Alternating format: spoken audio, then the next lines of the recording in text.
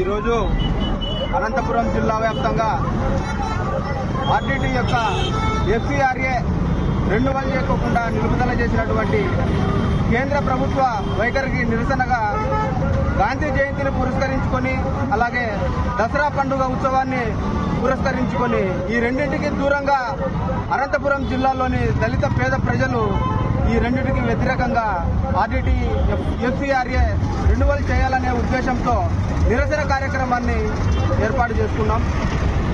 ఈ సందర్భంగా కేంద్ర ప్రభుత్వాన్ని మేము ఒకటే డిమాండ్ చేస్తూ ఉన్నాం.